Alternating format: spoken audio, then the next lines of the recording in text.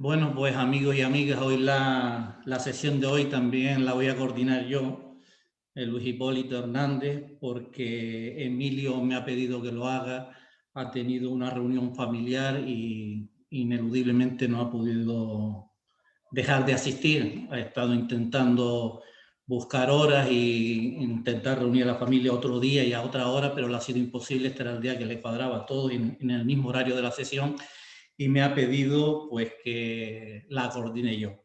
Y bien estoy diciendo cuando digo de coordinar, porque como dije en la primera sesión que coordiné, no llego humildemente a la altura del conocimiento de Emilio, ni soy el autor del libro. Por consiguiente, la metodología que voy a seguir es la de la última sesión, que es leer muy despacio, incluso repetición de alguna frase o algún renglón que crea que es importante, y cada ciertos párrafos pues paro para que ustedes puedan pues expresarse, opinar, aclarar, etcétera, etcétera. Decirles también que la próxima sesión, para que lo tengan presente, es el día 13 de abril, debido precisamente a la Feria de Abril. Yo no sé si se va a celebrar feria o no, José lo sabe mejor que yo, que es de Sevilla, pero lo que sí ha cambiado es el horario y el día, el horario no el día, para el 13 de abril. Luego tengan presente que es en el siguiente mes se va a dar en esa fecha. Y empezamos la metodología, como decía, de lectura. Y sí me gustaría que a medida que vamos leyendo, que yo vaya leyendo, vayan ustedes reflexionando, vayan autoanalizando las diferentes frases, las diferentes palabras importantes y la vayan acoplando al quehacer, a la cotidianidad de cada uno en lo que hace en el día a día, en cuanto a la relación a lo que estamos estudiando, a lo que estamos en este momento aprendiendo del yoga. Es importante ir paralelamente leyendo e ir analizando nuestra situación actual en cualquiera de las observancias, cualquiera de las reflexiones que el libro nos vaya diciendo.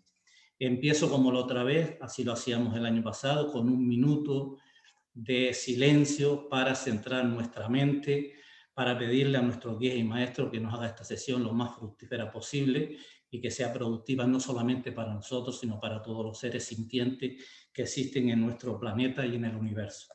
Por consiguiente, empezamos 1 minuto de silencio para acallar un poco nuestra mente.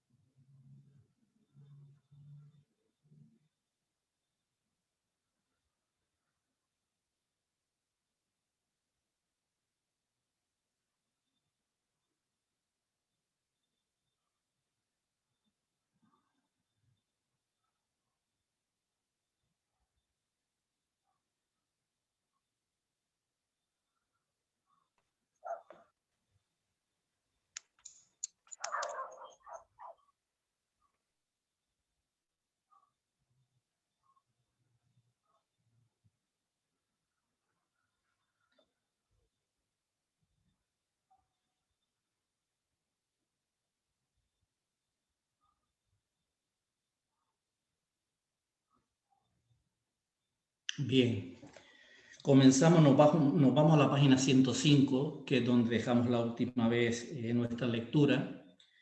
Ya yo le he hecho una lectura previa, indudablemente, para poder coordinar esta sesión, y les diré que la forma de escribir de Emilio y de Lola es sencilla y es muy fácil de entender. Es muy fácil de entender porque lo expresan con claridad, y si vamos leyendo despacio y reflexionando, son muy pocas las cosas que tendremos que preguntar o que tenemos que profundizar para no entenderlo. Digo, es una lectura bastante amena y bastante entendible. Empiezo en la página 105 con Niyama, las observancias. Los Yoga Sutras, aforismo 83, mencionan 5 observancias, Niyama, a introducir en nuestra vida. Fíjense bien esta frase, a introducir en nuestra vida. Pureza de toda la personalidad. No olvidemos que la personalidad es el cuaternario inferior nuestro, cuerpo denso, doble etérico, el cuerpo emocional y el cuerpo mental. En su mente concreta, la mente abstracta pertenece al trinario superior. Hablamos de la mente concreta. El contento o santosa, quema de impureza de nuestros vehículos inferiores, tapas, estudio espiritual y reflexión profunda, padhyaya y servicio al plan divino y referencia de la vida, Isvara Pranidhana. Son los comportamientos y hábitos que haríamos bien en ir introduciendo en nuestra vida. Los tres últimos conforman los pilares del Kriya Yoga o yoga preliminar. Estudiado en el capítulo precedente, aunque aquí se consideran con más exigencia, cual técnica del yoga propiamente dicho. Las prácticas derivadas de llama conducen a simplificar la vida y permite tener poco a poco una mayor disponibilidad para el trabajo interno. La práctica, repito, las prácticas derivadas de llama conducen a simplificar la vida y permiten tener poco a poco, esta palabra la repite mucho Emilio en sus audios, en sus conferencias, en sus charlas, en sus sesiones, poco a poco una mayor disponibilidad para el trabajo interno, despacio, con tranquilidad, con reflexión, con autorreflexión, con autoobservación, poco a poco. Ya nos dará resultado, iremos viendo el producto con tranquilidad. Pero tal disponibilidad, siendo indispensable, no es suficiente. Para cumplir con cualquier trabajo, sea cual sea, hay que tener además la capacidad y la fuerza. Desarrollar estas cualidades es el objetivo de la segunda etapa del yoga, niyama, las observancias, las conductas que debemos incluir en nuestra cotidianidad. Terminamos el primer tema, o la primera parte. ¿Alguna pregunta, alguna aclaración? Si no, seguimos a la segunda saucha. Ay, perdón, ¿en qué capítulo estamos? Estamos en la página 105. Página 105, niyama. Okay. Gracias. Entramos en la segunda saucha. Pureza de la personalidad, limpieza y equilibrio de emociones y pensamientos, así como del cuerpo físico. Me gusta hacer la reflexión de que pone equilibrio de emociones y pensamientos, pero observemos que para que haya una emoción siempre hay primero un pensamiento, luego el equilibrio de los pensamientos y llevará también al equilibrio de las emociones, así como del cuerpo físico. Y con referencia a este, abarca la higiene corporal externa e interna, nariz, estómago, intestino. Aquí hay mucha práctica que utilizan también los budistas, aparte de todo el tema de limpieza de estómago, con el tema de la nariz, los intestinos, lo que son las dietas y todo. Así que hay una gran literatura y escritos sobre purificación en el sistema de estómago, intestino, etcétera, etcétera. Así que si quieren ustedes avanzar en esto, pueden entrar en internet y saben cómo abarcar la higiene corporal o de todos estos órganos.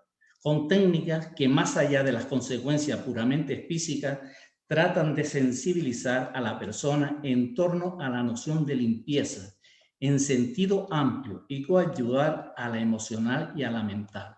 Sí, también se le da mucha importancia a la limpieza física. Con un poco de atención y sin esfuerzos desmesurados, podríamos suprimir de nuestra vida un buen número de emociones, sentimientos y pensamientos de baja vibración, con un poco de atención y sin esfuerzos desmesurados. Estimamos con frecuencia que únicamente cuentan los actos y a menudo tenemos pensamientos y sentimientos que nos avergonzarían si llegaran a ser desvelados. Todos somos perfectos testigos de cuántas veces pensamos, tenemos emociones que las ocultamos, que no queremos, bueno, que ni las sepa porque nos dan auténtica vergüenza a veces lo que pensamos de gente, de comportamiento. Emilio tiene en esto la reflexión de la balanza, acostumbrarnos a quitar la balanza para ser más ecuánime en la vida. Siempre estamos juzgando lo bueno, lo malo, lo que es agradable, lo que no es agradable.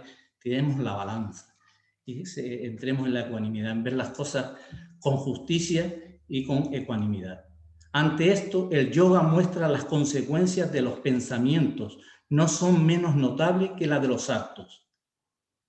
Y debemos estar atentos a los automatismos adquiridos y a las tendencias o recaer en viejos hábitos. Saben que el pensamiento muchas veces automático, sin darnos cuenta nos vienen los pensamientos, tienen esos automatismos. Así Saucha será primero una toma de conciencia de esas inercias y tendencias repetitivas y a partir de ahí a cometer una ruptura progresiva con ellas al objeto de limpiar nuestro vehículo físico, emocional y mental de todos los elementos de baja gama y ligados al ego que los turban. ¿Alguna pregunta, alguna reflexión? ¿Alguien quiere intervenir? Es lo que le Sí, me comentaba al gustaría principio. preguntarte, Luis Hipólito, Sí. me gustaría preguntarte en este sentido, en Saucha, ¿qué haces tú? ¿Qué prácticas haces tú? Digo, ¿no? Para uno más o menos tener idea. Bueno, en la práctica de la limpieza corporal hay muchas técnicas budistas, por ejemplo, por la noche antes de dormir la limpieza de la lengua es importante, hay un aparatito en forma de diapasón después de terminar de cenar, cuando uno se cepilla los dientes, purificarse la lengua. En un retiro que tenía en Panillo, que lo hice en la zona de Huesca, nos enseñaron también la purificación de la nariz a través del agua, se puede también la limpieza a través de respiraciones, y luego está todo el tema de dietas y ayunos. Hay una gran literatura en los ayunos de diversas clases pues, para purificar los intestinos, el hígado, etcétera, etcétera. Y eso es prácticamente en el tema de la limpieza física. Y en el tema de la limpieza de emociones y pensamientos, para mí es importante la autoobservación. Es decir, 2, 3, el tiempo que se disponga al día, pararse y autoobservarse. ¿Dónde estoy? ¿Qué es lo que ha pasado desde que me levanté hasta esta hora? He tenido un encuentro con un amigo, ¿cómo lo he hecho? ¿Cómo lo he hecho? ¿He sido agresivo? ¿No he sido agresivo? ¿Lo he escuchado? ¿Lo he oído? Que es una gran diferencia entre escuchar y el oír. Lo estaba oyendo y tenía mi pensamiento en otro sitio. Los automatismos de mi pensamiento, desde que analicé la última la autoobservación, me va llevando a quitar ese automatismo. Cuando me viene un pensamiento, enseguida lo capto y digo, este pensamiento no es bueno. Y voy buscando la forma de irlo quitando. Es un proceso despacio. Muy poco voy, a veces cuesta porque nos desesperamos en decir que no vemos el proceso diario, pero al cabo de cierto tiempo vamos viendo cómo ese automatismo de emociones y de pensamientos se van cortando. Y esto es lo importante. Y la respiración, que ya lo miraremos después en un capítulo posterior, el tema de la respiración.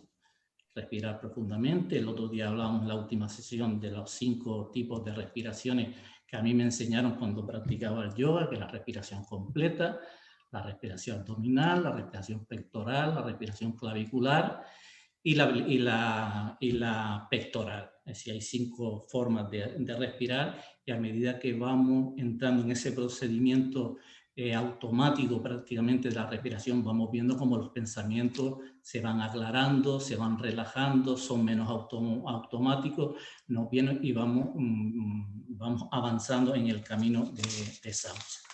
No sé si te he contestado un poco la pregunta. Vale, claro que sí, gracias.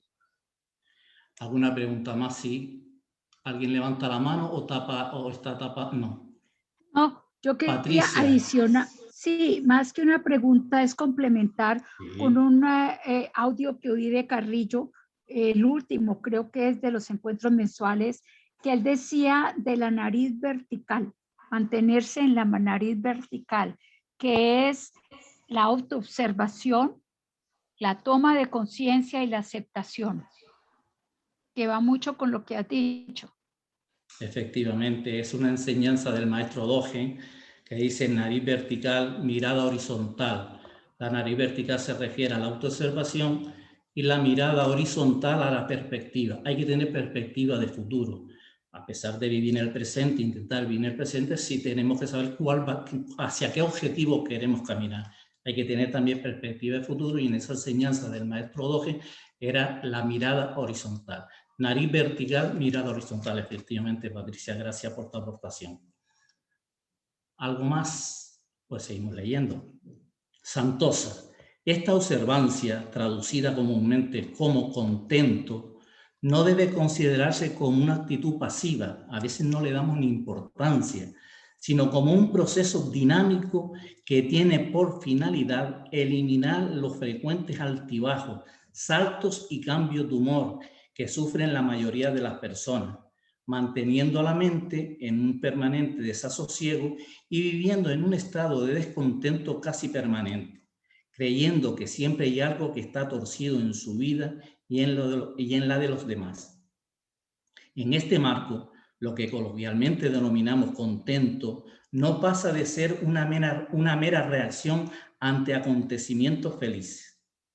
Obviamente no es esto a lo que se refiere los Yoga Sutras, sino a una actitud interior que cuaja en la capacidad de estar satisfecho y en armonía, suceda lo que suceda, cualesquiera que sean los acontecimientos y circunstancias externas, y conlleva aprender a no reaccionar instantáneamente frente al mínimo hecho o percepción sensorial. Aquí también viene la reflexión de Emilio, de todo tiene un porqué y un para qué, la vida es perfecta, el universo es perfecto, todo tiene su sitio, y cuando nos llega algún momento triste o complicado, no es la resignación, es la aceptación, aceptarlo, tener confianza en la vida, tener fe en la vida, confianza en la vida, perseverancia, que con el tiempo lo veremos de otra forma totalmente distinta. Cuando observamos con perspectiva nuestras reacciones, podemos percatarnos de los inútiles que han sido, de la carencia de fundamento, de desgaste energético que han supuesto, de los problemas que han traído consigo. Y no es inusual que una situación o circunstancia que tildamos de mala o negativa resulte ser benéfica a cabo de un tiempo. Esto nos ha ocurrido a todos. ¿Cuántas veces discutimos o tenemos problemas con otras personas y al final, cuando la otra persona se va, nos vienen esas reflexiones? ¿Pero qué desgaste he tenido? ¿A dónde me ha llevado? ¿Qué he sacado?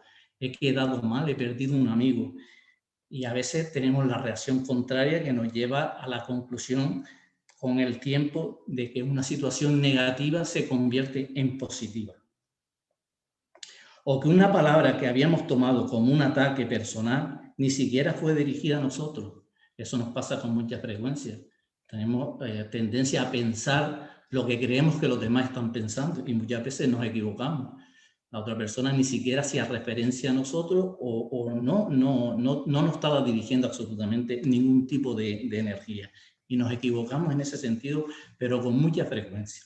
Esto lo digo siempre desde el punto de vista de la autorreflexión, de ir leyendo y analizando en mi vida personal, en el día a día, las circunstancias de lo que estamos aprendiendo.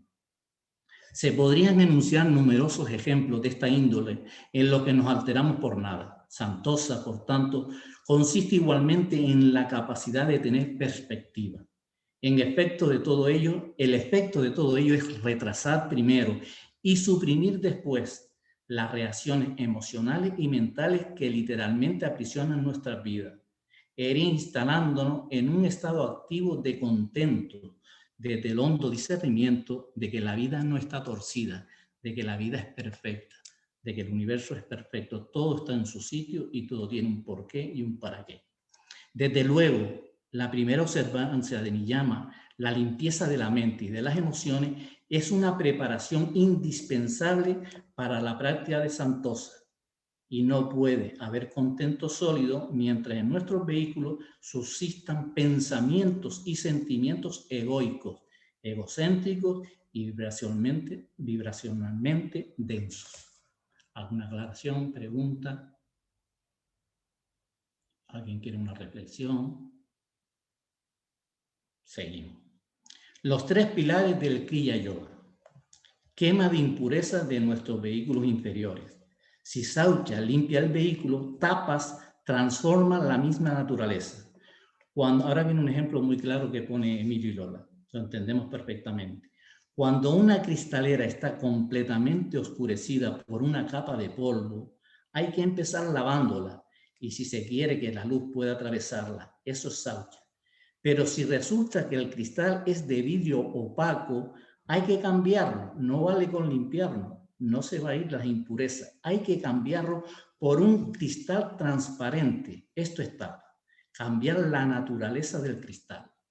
Es decir, que hay dos procesos. Cuando la mente está menos perturbada, podría entrar el proceso de saucha, es decir, limpiar para que nuestro yo superior aflore.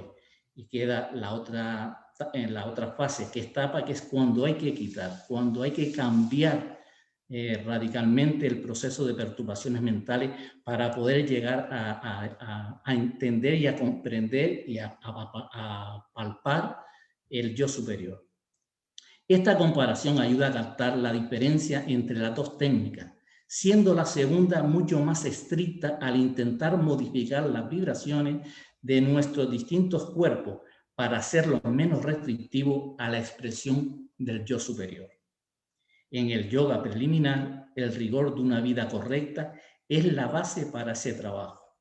El rigor de una vida correcta es la base para este trabajo. Y podemos llevar a los 21 botones de Emilio, que lo tiene en un audio, lo tiene en una conferencia que dio en la Politécnica. Al principio empezó con 20 botones, luego añadió uno más, los 20 botones de acciones correctas para tener una vida más correcta, mejor, una vida más plena y más espiritual. Más adelante, con el yoga preparatorio, el fuego se intensifica, se hace más ardiente. Tapa se convertirá en una verdadera disciplina de vida y se precisarán mayores esfuerzos de voluntad. De hecho, la práctica de tapas es esencialmente la escuela de la voluntad, cualidad indispensable para que el ser humano cese de ser esclavo de sus deseos inferiores y deje de identificarse con su personalidad.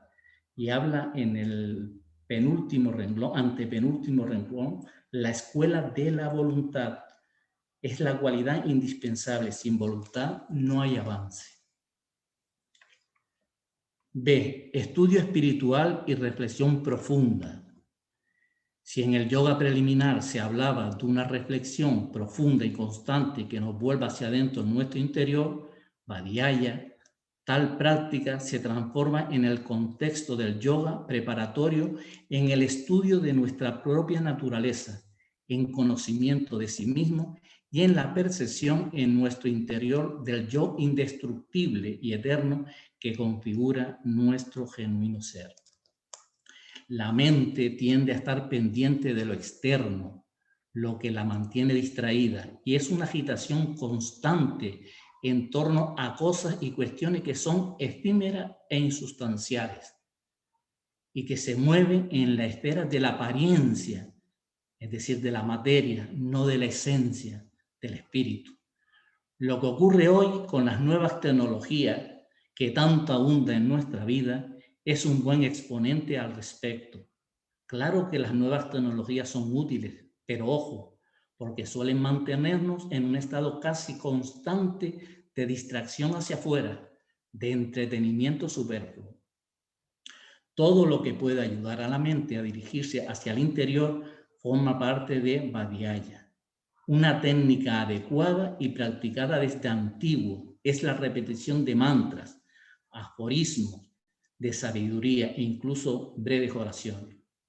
El otro día en una de las sesiones, y que me permita decirlo, en una de las sesiones un amigo, compañero de rama, hablaba de que había entendido la profundidad del Padre Nuestro, había entendido lo que significa la oración del Padre Nuestro. Y confesaba que lo hacía con mucha frecuencia. Lo digo aquí en esta sesión porque es que me llegó profundamente a que se entienda lo que tiene en sí de espiritual y de profundidad el rezo del Padre Nuestro. Que me lo permita el amigo y compañero que me está oyendo haber hecho esta breve matización de sus palabras de una de las sesiones que di. Se lo agradezco porque me llegó profundamente. Breves oraciones, siempre que no sean una repetición mecánica y se acompañe de una búsqueda cada vez más profunda del hondo sentido de los mismos. Vadhyaya es una preparación directa para la concentración, la primera de las etapas del yoga superior. ¿Cuántas desilusiones y frustraciones se evitarían si se tuviera suficiente sentido común y humildad la palabra es sentido común, tan expresada por nuestros mayores, por nuestros padres. Tengan sentido común. Podríamos decir que sentido común es lo mismo que discernimiento, parecido a discernimiento, saber discernir, tener sentido común. Y humildad, para empezar por el principio y ejercitar Vadhyaya antes de acometer dharana. Dharana es concentración, antes de acometer la concentración. C. Servicio al plan divino y reverencia por la vida. En el yoga preliminar se presentó a Isvara Pranidhana como una actitud al servicio del plan divino, es decir, la entrega a Dios y reverencia por la vida, de confianza y aceptación. Plan divino y reverencia por la vida, de confianza y de aceptación, no de resignación, aceptación. Y si se reflexiona, tiene bastante que ver con el contento en los términos que se acaban de enunciar, pero sumándole el avance en el abandono del yo y la consagración a lo divino de la vida entera. Actitudes, acciones, palabras, emociones y pensamientos. El primer resultado será una mente en calma. Como he leído bastante, alguna aclaración, algún amigo o amiga que quiera intervenir, pues seguimos. Hay una palabra en castellano. Perdona. Sí. Es una... La verdad que lo que has dicho del Padre Nuestro, no sé si eran reflexiones muy íntimas de este compañero tuyo, ¿no? Pero compartió algo en concreto que significaba. Y eso es que me ha llamado la atención lo del Padre Nuestro. Bueno, pues si me lo permite, prefiero que lo haga él, que José, permíteme que te... Fue mi amigo y compañero José el que hizo esa reflexión, que está hoy en la sesión, que lo haga él, que es el autor. Hola. De ella. No sé qué Hola. decir. No sé a qué te refieres. Yo he descubierto últimamente que me sirve como una conexión antes de irme al mundo de los sueños, y me sirve en cualquier momento del día, y me sirve por la mañana, porque el Padre Nuestro, el otro día lo miré exactamente cómo es. Bueno, pregunté, el autor fue Cristo. En Mateo es cuando dice esa oración. Y lo que hacemos en el Padre Nuestro es pedir 7 deseos. Y son geniales los 7. Si los rezáis, os daréis cuenta, ¿no? Le pide que el pan nuestro de cada día, se le pide que no nos deje caer en la tentación, se le pide rezarlo y veréis que son 7. Y nada más, que es una ayuda más, como un mantra. Pero los mantras son más para los hinduistas, y en esta cultura nuestra que llevamos aquí desde la Atlántida, en Andalucía y en Canarias, pues la tradición es otra. Pero eso no quita para que haya habido yogis en toda la historia. Ahí tienes que hacía Santa Teresa o hacía San Juan, sino eran unos perfectos yogis. Y todo esto que estamos hablando, seguro que lo hacían, sin haber ido al Tíbet. Pues sí, seguro. Y que tengáis fe en que tenemos que llegar. Yo practico la meditación constante, y todo esto que estamos hablando, en cuanto estás en la calle y el camarero te trae un café y el otro pasa y te pide y el otro llega y el otro te comenta, tratar de estar siempre en lo que estamos hablando, en no juzgar, en tratar de ayudar, y nada más. Gracias, José. Gracias, José. Gracias. Gracias a ti, José, por compartir. De nada. Gracias, José. ¿Alguna pregunta más? Seguimos. Bien. Hay una palabra en castellano que, si bien tiene ahora una interpretación peyorativa, está asociada en su origen etimológico a esta observancia de Niyama, al pleno servicio a lo divino y a la vida. Se trata de la palabra fanático. La empleamos mucho como una palabra peyorativa, negativa, relacionado con el sustantivo latino fanum, que significa lugar sagrado o santuario de la divinidad. Isvara Pranidhana parte de la visión íntima de cada persona con ese espacio sagrado y hogar de lo divino, la consiguiente dedicación consciente a cristalizarlo en el día a día. Igualmente, en el diccionario de la Academia de la Lengua Española, pervive, aunque sea muy poco usado, el término fano, templo, que también procede de fanum y mantiene su significado. Y se usan asiduamente otras palabras que derivan indirectamente del vocablo latino, como profano. A todo lo que queda fuera del santuario se le denominaba prefanum, es decir, lo que no es sagrado. Y a fanum está ligado fanaticus, que carecía antiguamente, como ya se ha subrayado, del vigente sentido negativo. Más concretamente, fanaticus se refería al servidor del santuario, que por ello se afanaba en sacralizar todos los aspectos de la vida y la desplegaba cotidianamente en un estado constante de servicio a lo divino. Para poder aplicar estos principios se precisa la observación de uno mismo, poco lo que estábamos hablando. Para poder aplicar estos principios se precisa la observación de uno mismo para ser consciente de las respuestas automáticas e instintivas que condicionan nuestros hábitos. Y hay que romper con estos hábitos nocivos que nos dificultan, cuando no impiden, el crecimiento personal, el desarrollo en conciencia y la evolución espiritual. ¿Alguna aclaración? ¿Alguien quiere intervenir? Pues pasamos a la página 110, complementariedad de llama ni llama. Dos aspectos de un mismo proceso. Llama y ni llama son los dos aspectos complementarios de un proceso que, calmando las agitaciones mentales más burdas, permite que cesen la identificación con la personalidad y empiecen a aparecer en escena, en la vida de cada cual, el yo superior. Valga este ejemplo. Es un ejemplo también muy sencillo que leyéndolo lo comprendemos perfectamente. Si se sumerge una bombilla eléctrica en un líquido y con un mecanismo apropiado se mueve con fuerza ese líquido, la bombilla dejará de verse al alcanzar el punto máximo de agitación. El líquido está iluminado, pero la fuente de luz no es visible y la luz parece venir del mismo líquido. Al disminuir la agitación del líquido, empieza a verse la bombilla, primero de manera deformada y progresivamente de manera más precisa.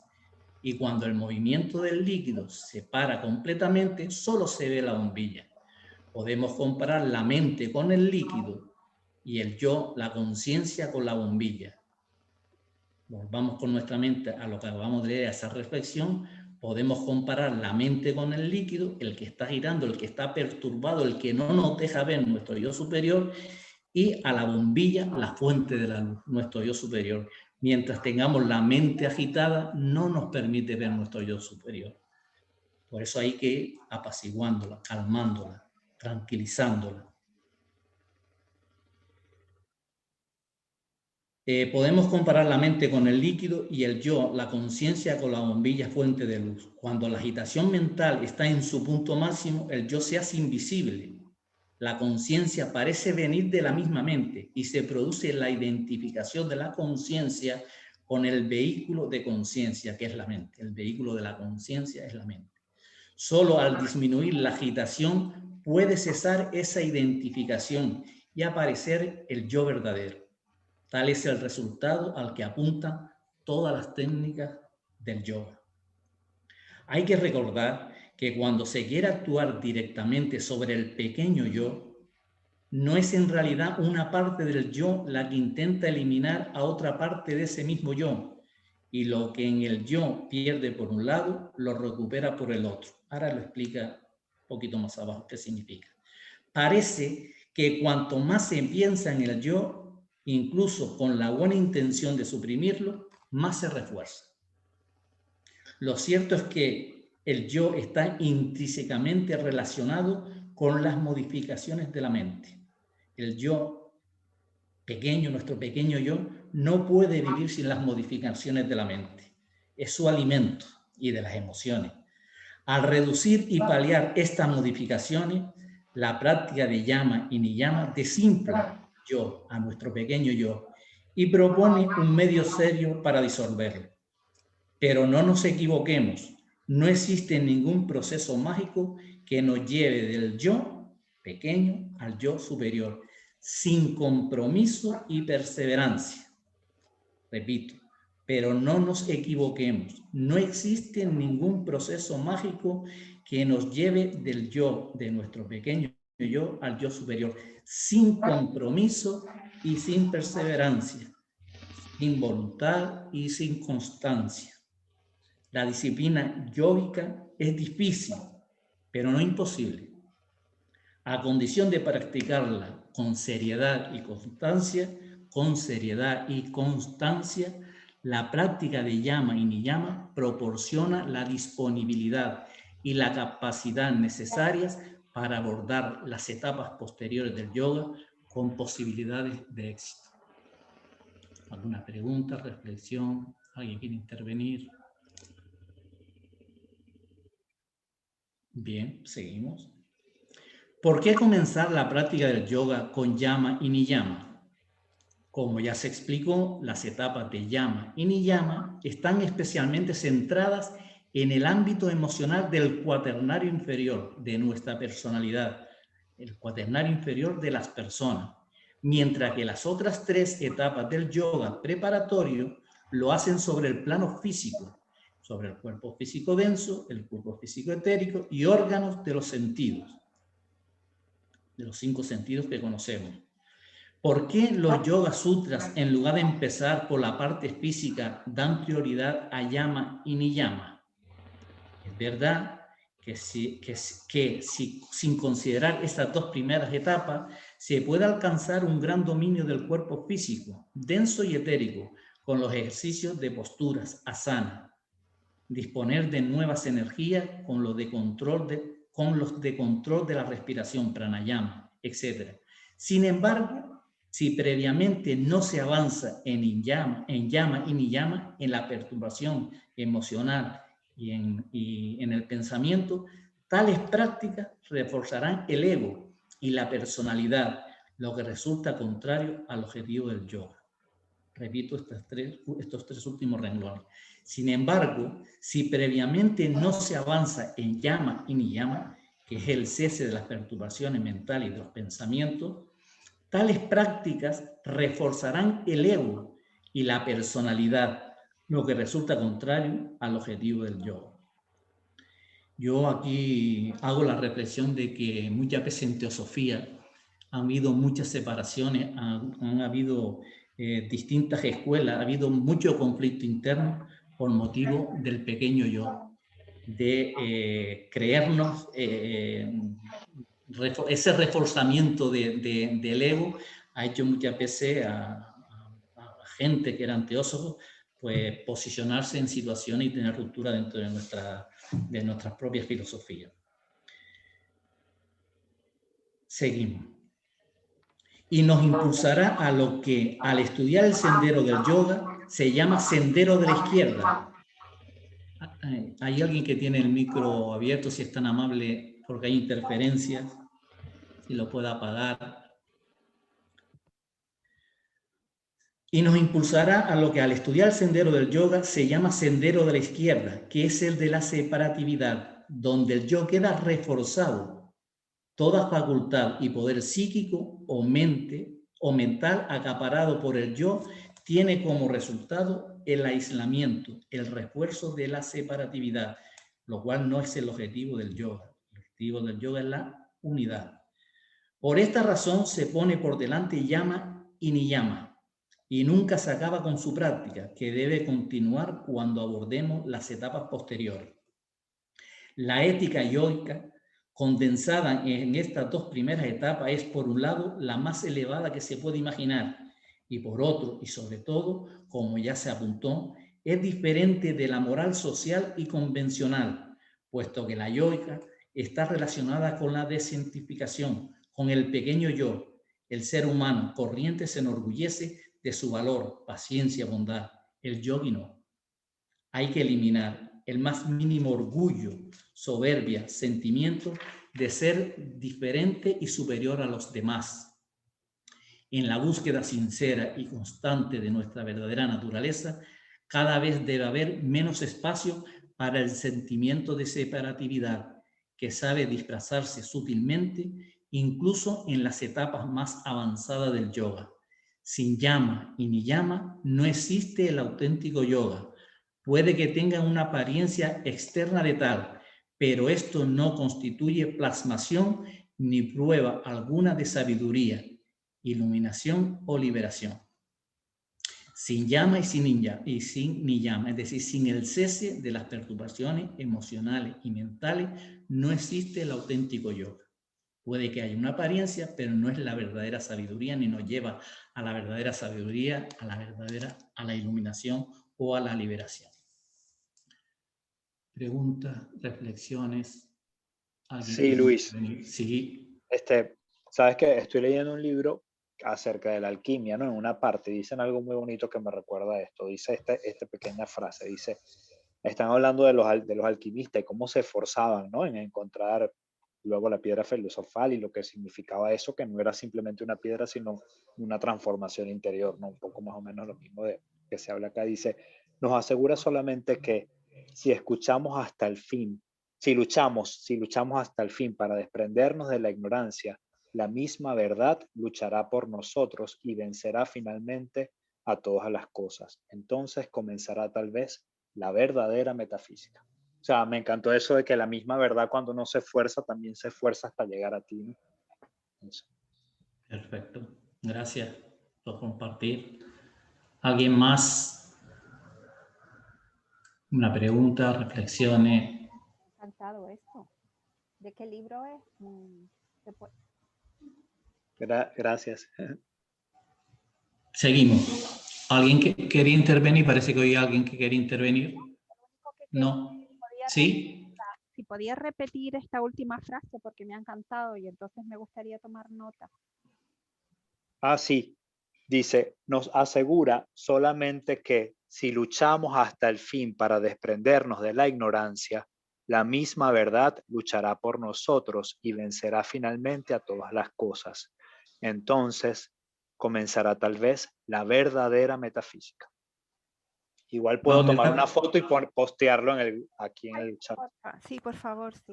Vale, seguro. Gracias. Vale, gracias. Seguimos. Recapacitar sobre los contrarios. Principio de polarización. Para cerrar este capítulo y al hilo de todo lo que en él se ha recogido, es conveniente destacar un consejo muy práctico que ofrece Patanjali. Cuando la mente sea perturbada por pensamientos impropios, recapacitar constantemente sobre sus contrarios. Aforismo 84. Como los pensamientos y emociones y actos impropios, violencia, avaricia, ira, etc., ya sea uno mismo el que los haga o induzca a otro o los apruebe, y ya se presente en grado leve o mediano o intenso, dan como fruto dolor e ignorancia interminables. Es por ello necesario recapacitar sobre los contrarios. Es evidente la conexión de esta enseñanza con la que se recoge en el cuarto de los principios herméticos, el de polarización. Véase, por ejemplo, el examen sintético de los mismos que se realiza en el Kybalión. Los pares de opuestos, fuerzas, procesos y propiedades existen por todas partes. Todo tiene su opuesto: blanco, negro, alto, bajo, día, noche. Existen por todas partes y son percibidos por doquier si se observa la vida inquisitivamente. Y si se ahonda en tal observación más allá de las meras apariencias, se puede comprobar que esos opuestos, siéndolos entre sí, forman parte a la vez de un mismo fenómeno. Posteriormente, Emilio, en un ejemplo que leeremos posteriormente, lo explica muy bien. Emilio y Lola. Y este hecho es el que permite tanto al yogi como al hermetista transmutar un estado mental en otro a lo largo de las líneas de polarización, reduciendo los vritti. las perturbaciones. Características básicas de los extremos polares. Más concretamente, los opuestos polares tienen 7 características básicas. Los dos componentes pertenecen a un mismo fenómeno, lo veremos posterior. Derivan de una unidad y en condiciones favorables pueden volver a desaparecer en ella. Por ejemplo, el calor y el frío pertenecen a un mismo fenómeno, la temperatura, y ambos son energías cinéticas, estableciendo la teoría cinético-molecular que la energía asociada a los movimientos moleculares internos es la responsable de los fenómenos caloríficos. Por lo tanto, los opuestos polares, siendo dos, forman parte de una trinidad. Siguiendo con el mismo símil, la trinidad es calor, temperatura, frío. La polaridad calor-frío y la temperatura. Como se deriva de lo precedente, los dos polos están de algún modo mutuamente vinculados y son interdependientes, forman parte de un mismo fenómeno y siendo distintos son manifestaciones de lo mismo, de la temperatura. En su interdependencia son iguales y opuestos. Pueden atraerse o repelerse progresivamente según sea la variación de la tensión mutua. Esta tensión contiene los elementos de la atracción y la repulsión. Ambos polos aparecen y desaparecen juntos y no hay uno sin el otro. La trinidad que contiene los pares de opuestos define una cualidad. El término sánscrito tapa, que se aplica a los pares de opuestos, significa precisamente cualidad de aquello y presenta dos aspectos: estático, que define su naturaleza esencial, y dinámico, que muestra su funcionalidad u operatividad. Sobre el tema de los tapas hay un audio de la rama Arjuna que lo acaban de colgar, lo da un compañero que se llama, me parece, si mal no recuerdo, José García, y es muy clarificador. El tema habla durante un aso solamente del tema de los tapas. Si alguien quiere profundizar en este tema, pues le digo que en la rama Arjuna se meten en internet, ponen rama Arjuna YouTube y aparecen los últimos audios y vídeos que han colgado y aparece este de los tapas. Conscientes de esta característica, podemos comprender el fundamento de la práctica de la polarización para calmar las turbulencias emocionales y mentales. Si entras en un estado de perturbación, verbigracia, de ira o enfado, por los motivos que sea, sitúate mentalmente en una imagen, una idea, un recuerdo, un escenario que esté en el extremo contrario, frente a la ira o al enfado, algo que traiga a ti paz y serenidad, lo que contribuirá a paliar las modificaciones de la mente ligadas a esa perturbación. Así se transmuta un estado mental en otro, a lo largo de las líneas de polarización, aminorando la intensidad de los britis de las perturbaciones más densos. Leo, si entras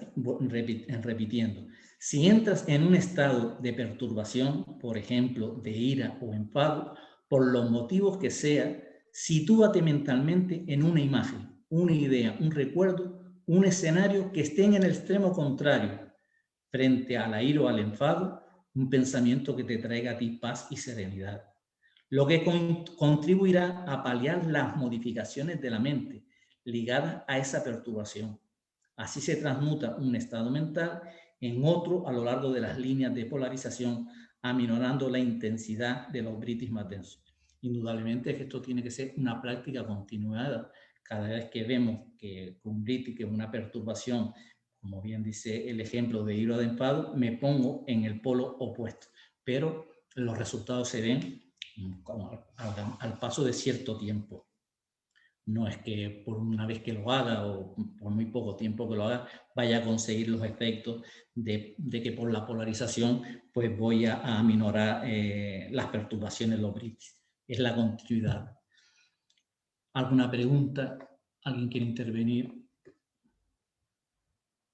Es que sin preguntas, sin intervenciones, me da que hoy terminamos el libro, porque lo digo un poco en plan de confianza y paz, y vamos por la página 115. Y yo le decía al principio que el libro está muy bien escrito, muy clarificador, leyendo despacio se entiende perfectamente. Son muy pocas las preguntas que que podemos hacer. Seguimos. Hipólito, yo quería intervenir, por favor. Nos faltaba más, Javier. A mí el tema de la polaridad me recuerda mucho aparte de lo que yo trabajo y practico, que es el tai chi, el qigong, y digamos el símbolo del Bagua, que es el yin y el yang rodeado de los 8 trigramas, que lo conoce todo el mundo, me imagino. Es representativo de esto mismo que tú estás hablando, ¿no? O de lo que hablan Emilio y Lola aquí en este apartado, ¿no? La técnica es que para llegar a un lado digamos, te propulsas o te impulsas o te lanzas desde el lado opuesto. Y entre ir y venir, transformando tu gravedad con el traslado de tu peso, tú estás consiguiendo buscar ese equilibrio entre un extremo y otro siempre, ¿no? Es un poco eso, ¿no? El tema de buscar el equilibrio partiendo del opuesto, o sea, siempre del opuesto a lo que quieres alcanzar, ¿no? No sé si se me oye bien. Sí, se oye perfectamente, Javier. Bueno, pues a eso me refería. Pues gracias por compartirlo. Gracias. ¿Alguien más? ¿Alguien más? Pues pasamos al capítulo 6, Asana, Pranayama, Pratyahara. Asana, Hatha Yoga y Raja Yoga. Para empezar a tratar los asanas o posturas, hay que recordar la diferencia entre Hatha Yoga y Raja Yoga.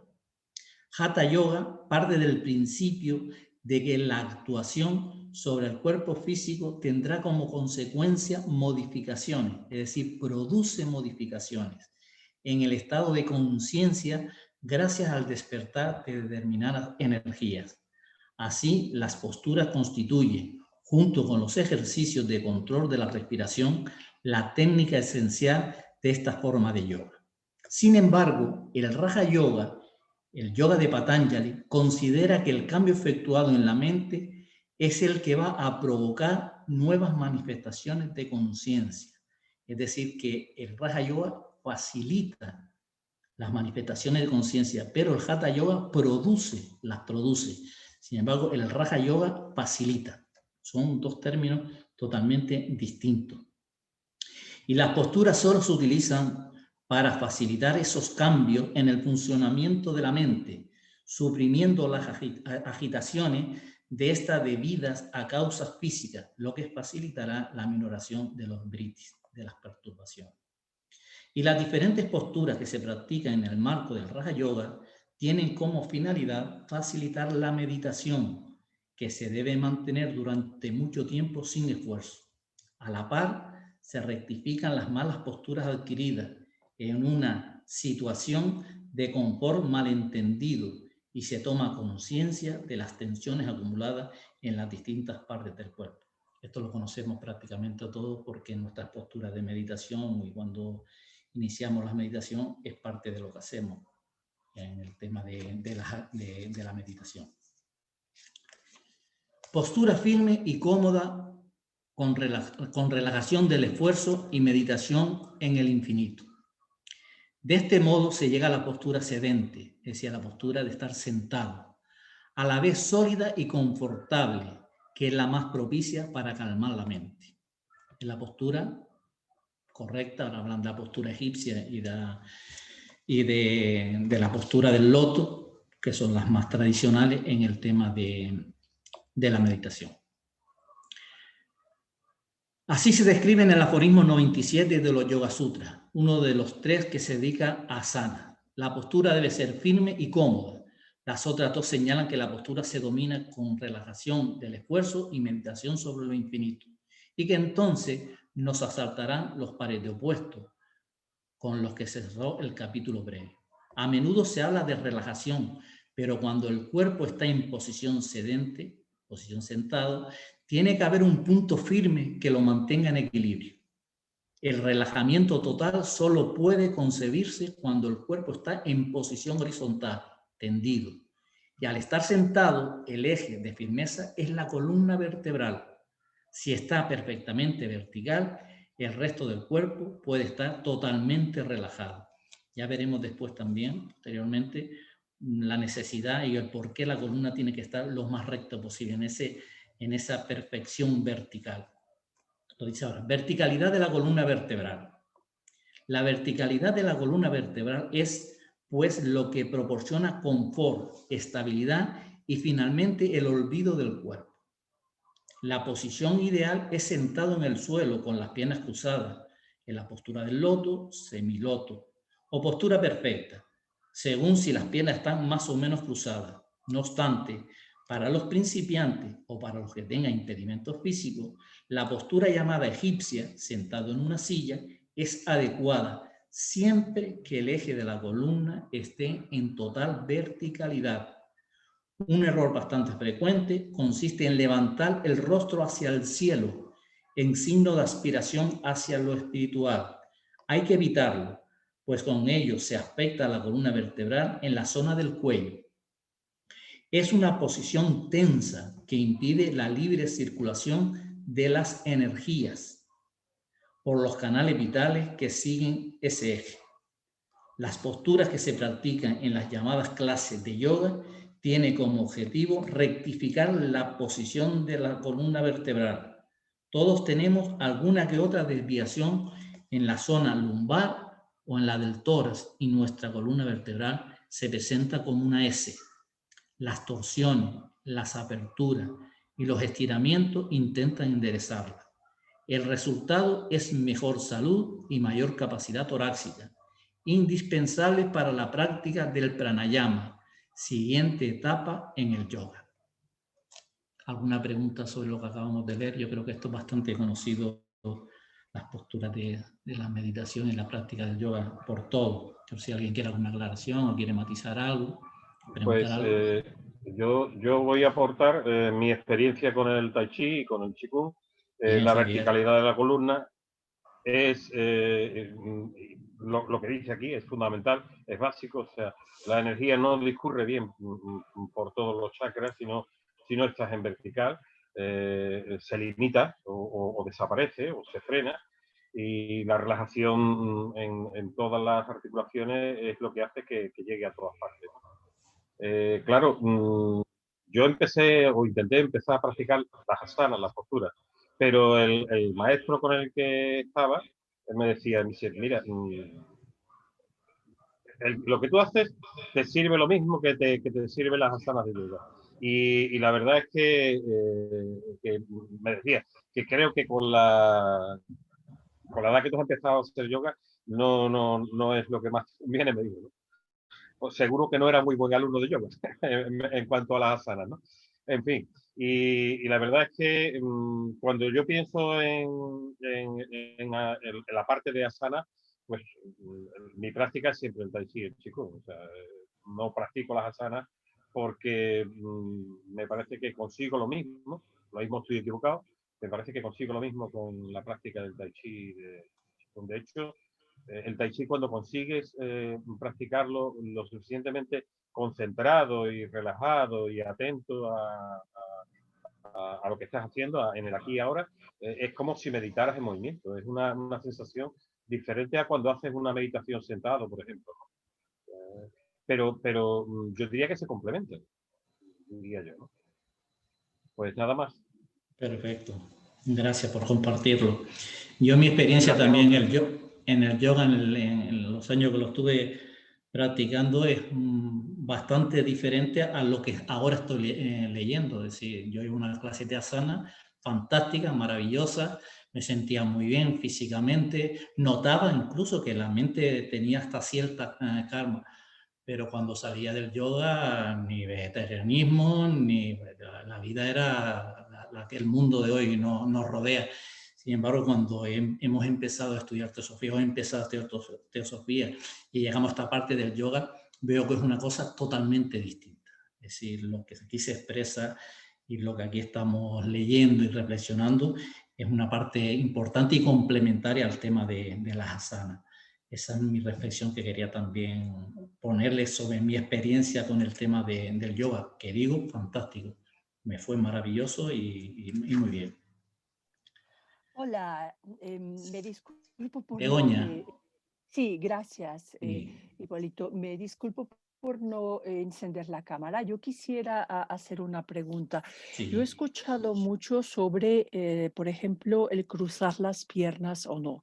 Hay gente que pues me ha dicho que no, que debe de ser las piernas rectas en posición esta egipcia que acaban de mencionar. Eh, Yo siempre tiendo, aunque esté sentada en una silla, a ponerlas como en flor. ¿Me escuchan bien? sí, perfectamente. ¿Hola? Sí, Ok. sí, te oigo, te Siempre oímos. tiendo a ponerlas, gracias, siempre tiendo a ponerlas en media flor de loto, porque me es más fácil. Entonces, es lo mismo si las tienes estiradas hacia abajo, puestas en el suelo, que en media flor de loto, eso por un lado.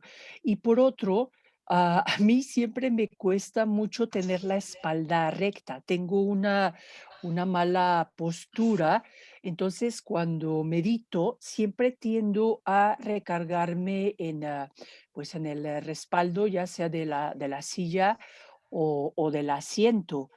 Y alguien me dijo, no, es que mira, al Begoña, recargarte no la tienes completamente recta. Entonces, sí. ¿Hola? te oímos, te oímos. Te Ok, seguimos oyendo. pues nada más gracias. Nada más quisiera saber qué me puedes decir al respecto, ¿no? Si la tengo apoyada, la tengo medio chueca, aunque yo creo que la tengo recta. Es mejor no apoyarse en nada, pero entonces me causa dolor. Mira, Begoña, mi experiencia en el tiempo que practiqué yoga es que el yoga no es una competición con el cuerpo físico. Si tiene tus límites, y el límite está cuando tú ves que no, ese punto donde está haciendo un esfuerzo superior a la flexibilidad que tú tienes tu cuerpo y a lo que, al tiempo que tu cuerpo ha estado haciendo en ejercicio. Es decir, yo cuando empecé el yoga, que tenía pues 20 y pico años, poco a poco me sentaba en el suelo y cruzaba las piernas en la postura del loto. Dejé un tiempo de practicarla y cuando volví vi que no podía, que ya las piernas no se me cruzaban tanto. Llegaba hasta el esfuerzo que podía. Y hoy en día la meditación la hago en una silla sentado, porque no me veo, no tengo la flexibilidad como para estar sentado en una postura del loto. Con lo cual, lo primero que me enseñaban los profesores es que el yoga, la asana, no es una competición con nuestro cuerpo, no es el ir a una competición con otra gente, es un hecho interior de evolución y de ayuda precisamente en el camino de la espiritualidad. Entonces llega al punto donde el esfuerzo sea el máximo. Cuando tú veas que siente dolor, no sigas flexionando porque va en contra precisamente de tu cuerpo físico. Entonces busca la postura que mejor te vaya. Aquí lo que nos están aconsejando, como bien decía Javier, es que la columna vertebral, después lo leeremos, también tiene un tema energético para que los nadis pueda circular mucho mejor la energía y las posturas de la columna y las posturas rectas para hacer un seguimiento. Una de las formas de meditación que vi con los budistas era el seguimiento de todo el cuerpo. Empezamos a meditar pues desde la punta de los dedos del pie y hacíamos todo un recorrido por el cuerpo hasta la cabeza y volvíamos otra vez al revés. Entonces la postura de estabilidad y de tener el cuerpo sin dolor es importante para la meditación. Pero lo que me aconsejaba no es una competición. El yoga y las asanas no es una competición con nuestro cuerpo. No vamos a competir con nadie. Es lo que te puedo decir. Muy bien, pero entonces, como que te comenté, yo tengo la espalda encorvada de manera natural, ¿no? También cuando estoy levantada. Entonces me quedo con la espalda encorvada, porque cuando me pongo más derechita, me duele y no aguanto mucho tiempo. Es mejor aunque la tenga encorvada, aunque pueda ser llena de energía. Yo, perdona, yo es que ahora mismo estoy sentado, a ver si te puedo ayudar. Estoy sentado en un sofá, en la posición del loto, y me duele la espalda. Pero yo tengo 3 cojines detrás, justo para mantener la derecha. Okay. y al echarme para atrás gana en comodidad y ayuda a la... Es una manera de ayudar a que tu columna esté bien, sin dolor, ¿sabes? Lo de los cojines funciona, pero tienes que tener un respaldo detrás. Nada más. Muy bien, José. Perdón. Nunca lo he intentado, lo voy a hacer. Muchas gracias, José. Sí, gracias por la aportación, José. Efectivamente, los cojines es un buen método para ayudar. Perdón, yo quería... Isabel, sí. Quería añadir algo, si puede ser. Claro. Cuando se medita es muy importante cruzar las piernas, tanto si estamos sentados en una silla como si estamos en el suelo. Si estamos en la silla, pues evidentemente la cruzamos a la altura de los tobillos. Principalmente es por crear un circuito cerrado de energía. Y el tener la espalda erguida principalmente es simplemente tan sencillo como para no quedarnos dormidos, porque el objetivo de la meditación no es quedarse dormido. Si tienes problemas con tu espalda, colócate, si estás sentada en el suelo, un taco y te sientas encima, o bien una manta doblada. No cojines ni almohadas porque son muy blandos y no te van a servir. Prueba con un taco o con una manta doblada a la altura que tú veas que te viene bien. De esa manera tu cuerpo, tus caderas se van a girar hacia adelante y tus piernas se van a apoyar aún más en el suelo. Vas a tener un apoyo, una base mayor, ¿vale?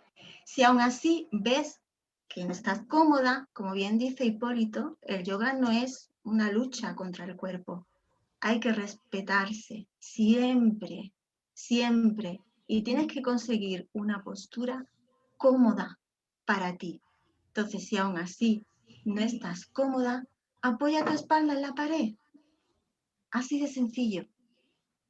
Ni más ni menos. Muchas gracias, Isabel, por tu aportación. Muy valiosa. Muchas gracias. Gracias a ti. ¿Alguna pregunta más, aportación? ¿Quedó esto claro? ¿Seguimos? Parar la dispersión de la mente.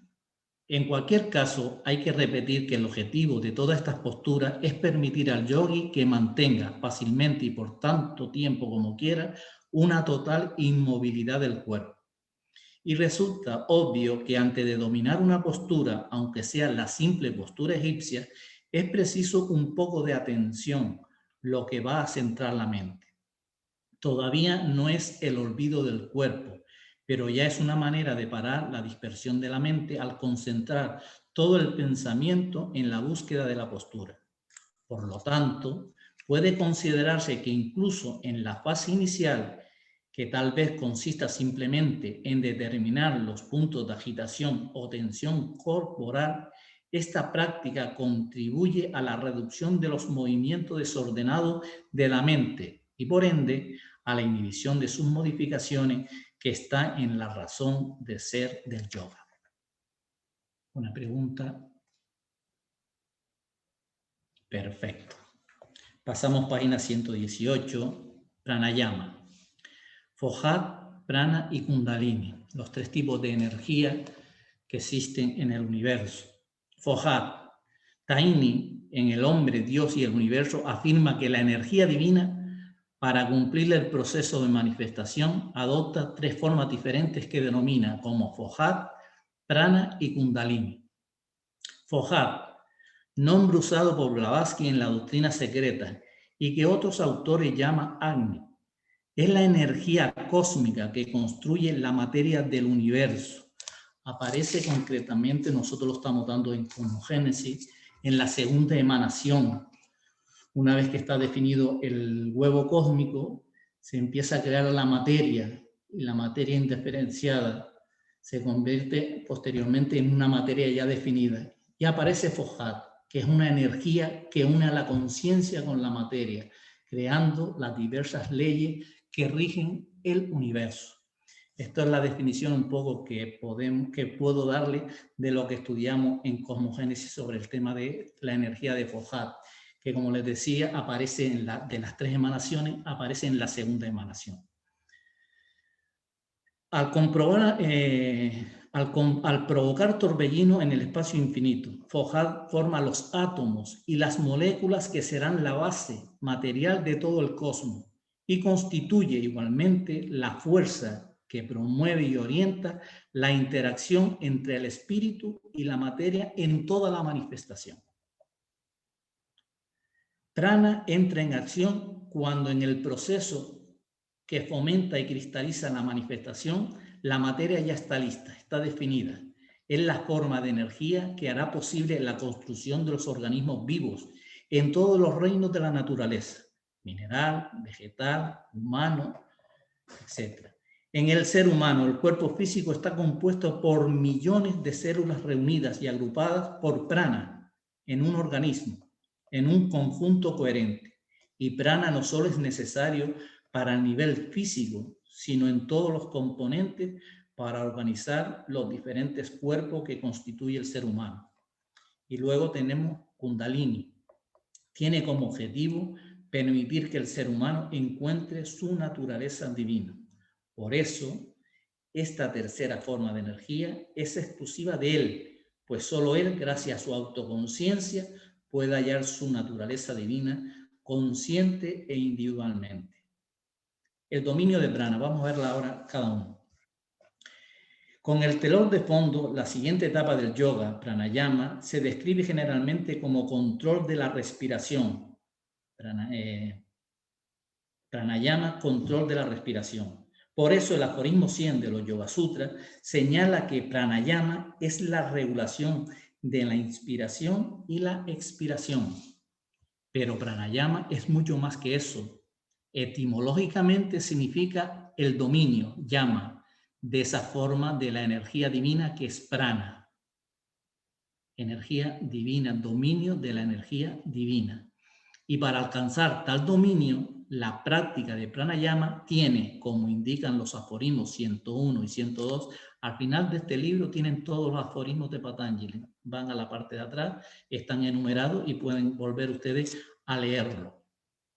Indica los aforismos 101 y 102, 4 variedades: externa, interna, suprimida, y una cuarta que está más allá de las anteriores.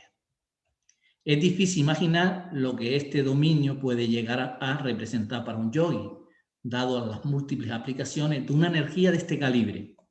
Si resulta más sencillo entrar en contacto con el aliento, que no es prana, sino una de sus expresiones, y la respiración, que es uno de los movimientos provocados por prana. Es por esto que los ejercicios de aliento y respiración constituyen los primeros pasos en la práctica de pranayama, y en ello en íntima relación con los nadis y su limpieza y purificación. Compañeros y amigos, amigas que están hoy en la sesión, si lo quieren exponer o aclararlo con más intensidad de lo que yo lo voy a exponer, cuando nosotros hacíamos las sesiones de pranayama, tenían esas fases, que era entrar, externa, respiramos, paras, entrar, cuando tienes el aire dentro hacia el estómago, paras, hay un tiempo parado y luego vuelves a sacarlo. Son como 4 fases. Toma, para, suelta, para, toma, para. Era como nos enseñaba completamente el instructor. En el tema de los procesos, un poco habla arriba del tema del pranayama. Chakra y nadis. La palabra nadi procede del sánscrito y significa tubo, arteria o vaso. Hay muchos en el cuerpo humano. Antiguos textos indios y tibetanos los cifran en 72.000, mientras otros escritos históricos los elevan a 350.000 y configura una colosal red de arterias intangibles. ¿Cuál es su función? Dirigir y encauzar el prana a través de nuestro sistema energético, que no es material y está relacionado con el cuerpo etérico. No es material, está relacionado con el cuerpo etérico. A este respecto, la ciencia del yoga conoce y reconoce la existencia de diversos puntos de conexión, enlace y engarce entre el cuerpo físico denso y el cuerpo físico etérico. Son los chakras. 7 principales y otros muchos secundarios. También Me imagino que prácticamente todos conocemos la ubicación de los 7 chakras en el cuerpo humano, así que es un tema creo que bastante leído por todos nosotros y nosotras. 7 principales y otros muchos secundarios. Y en correspondencia con los chakras hay 14 nadis fundamentales en el contexto de una vasta red de finos canales energéticos o nadis. Cada chakra es un vórtice de energía que gira bajo la influencia de una corriente positiva y otra negativa que actúan sobre él. Cuando estas corrientes se cruzan en los nódulos, el chakra gira en la dirección marcada por la corriente, positiva o negativa dominante. Y esto sucede de modo alterno, de forma que cada chakra parece que gira en la dirección opuesta al anterior y al posterior. Es un proceso análogo al que se produce cuando se genera electricidad, ya que las corrientes son alternas, no directas, y al flujo de energía que hay alrededor de la superficie terrestre por la rotación de la Tierra sobre su eje, cuando gira entre mediodía y medianoche. La corriente fluye hacia el Sol, pero durante la otra mitad de su revolución, entre medianoche y mediodía, fluye en la dirección opuesta. Y dado que el ser humano es un microcosmo del macrocosmo, como es arriba, es abajo, este proceso se refleja similarmente en su sistema, de modo que sus corrientes de energía alternan igualmente entre sus polaridades. Esto también se plasma en los nadis, en los que hay 2 corrientes principales de energía que fluyen en los lados derecho e izquierdo y son positiva y negativa, en sánscrito, Ida y Pingala. Se cruzan en nudos o puntos entre los chakras, conformando figuradamente el esquema de caduceo o eje de Hermes, que en terminología hindú recibe el nombre de Merudanda. Y solo cuando las fuerzas positivas y negativas se equilibran, se manifiesta una tercera fuerza conocida como Susuma. Se suele decir, la clave no está en el equilibrarlas, las energías, equilibrarlas. Se suele indicar en yoga que Ida se relaciona con la corriente nerviosa situada a la izquierda de la columna vertebral y Pingala con la otra localizada a la derecha.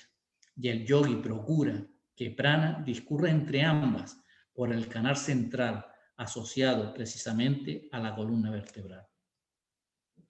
Sobre los ejercicios de pranayama. La práctica de pranayama tiene como base estas 3 conclusiones básicas que se deducen de lo expuesto. El cuerpo físico tiene 2 plasmaciones, la densa y la etérica. Ambas están conectadas y en interacción gracias a chakras y nadis. Y todo ello da lugar a un espectacular entretejido de nadis por lo que circula el prana. A partir de ahí, los ejercicios de aliento y respiración tienen como objetivo purificar lo más posible estos circuitos energéticos y aumentar la incidencia del prana con todo su aporte de vitalidad, armonía, equilibrio y salud.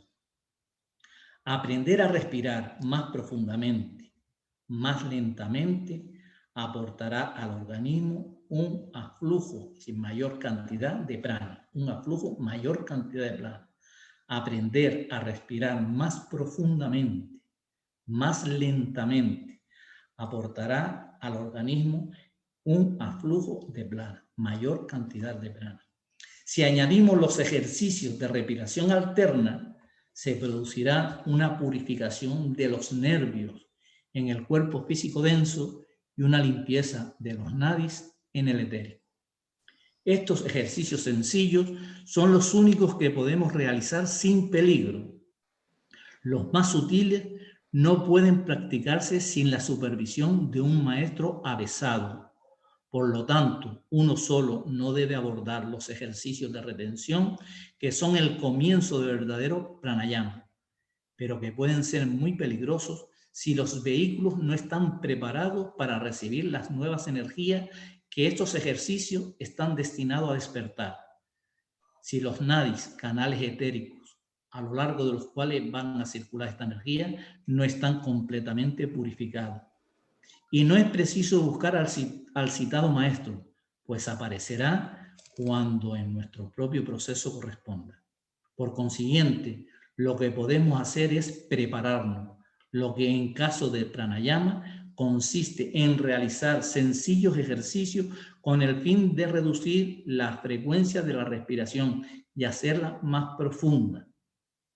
Lo que podemos hacer es prepararnos, lo que en el caso del pranayama consiste en realizar sencillos ejercicios con el fin de reducir la frecuencia de la respiración y hacerla más profunda, facilitando que la caja torácica esté despejada y abierta por las prácticas de asana y acompañarlo de ejercicios de respiración alterna que contribuirán a la purificación de las nadis. ¿Una pregunta? ¿Alguien quiere matizar algo? Sí. Pégate un poco más al micro, que no se oye muy lejos, por favor. Ahora. Voy a poner los auriculares. La respiración alterna. He tenido un problema con el otro ordenador y he tenido que cambiar. Y me he perdido una parte. Javier, se oye muy mal. Estoy intentando resolverlo. Ahora.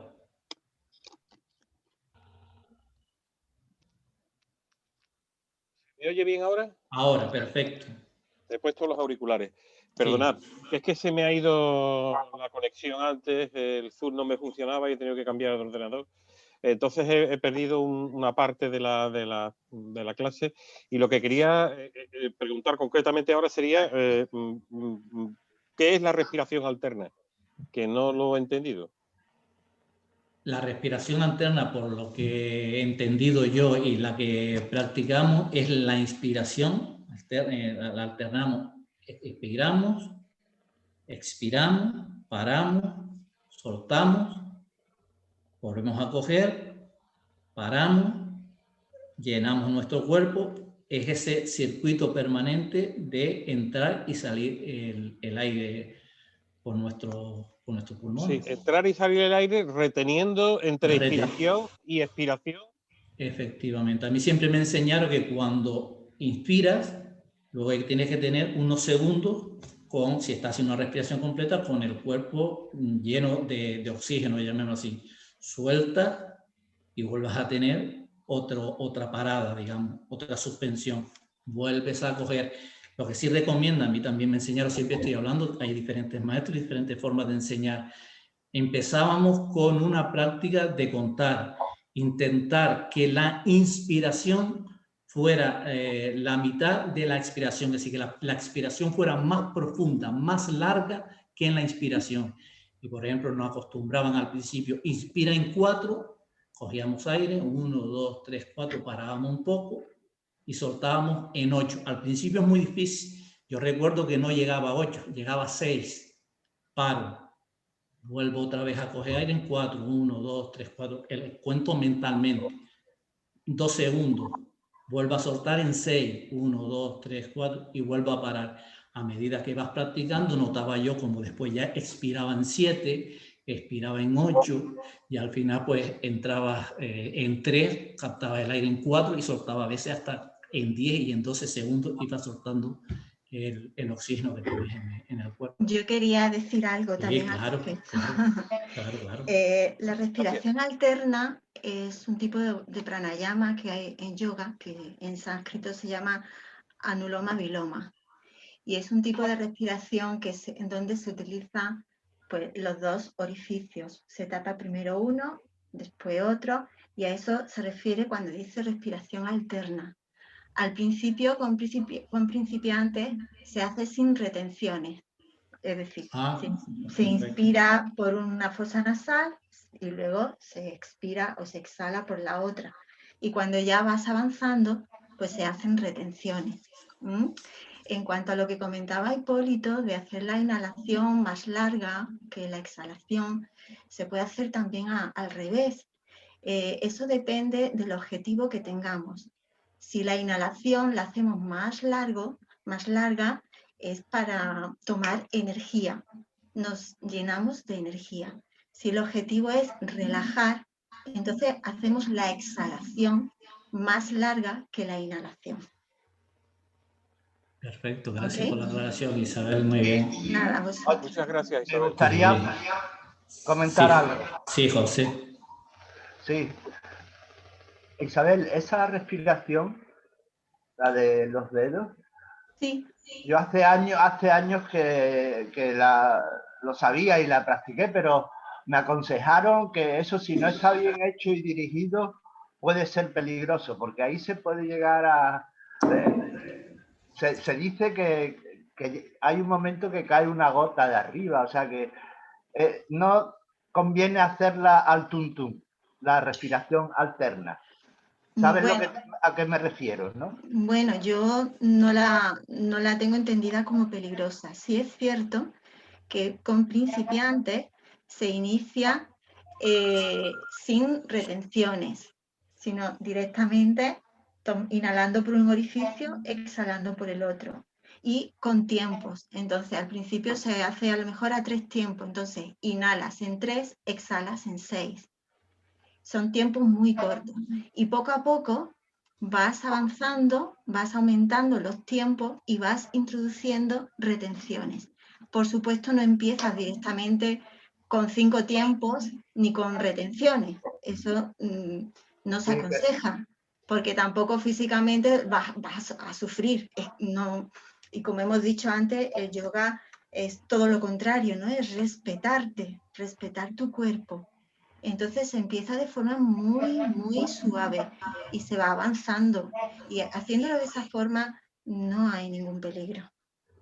Y otra cosa que os quería comentar, que yo no sé si lo he comentado en alguna otra ocasión con respecto al prana, esto es pranayama, esto es a través de la respiración, ¿no?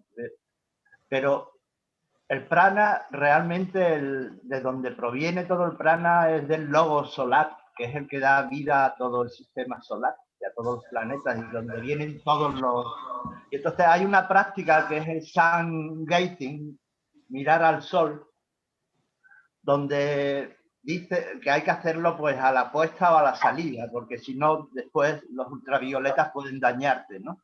Pero aumentando es como más prana podemos captar, porque la única entrada al cráneo que tenemos son los agujeros de las órbitas oculares, ¿no? Entonces por ahí el sol llega a la pineal. En la pineal dicen que es donde se regeneran todas las neuronas y donde realmente se produce una absorción del prana que hay yogis que llegan a estar hasta un año sin comer, o sea, llegan a alimentarse del sol. No quiero que lleguéis a eso, pero lo que es mirar al sol sí es una gran forma de captar prana. Era lo que quería aportar, ¿vale? Gracias, José.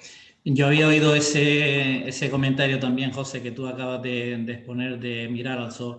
También existe que otra fuente de prana es la naturaleza y que los árboles que más aportan a la naturaleza son el tilo, el eucalipto y el pino.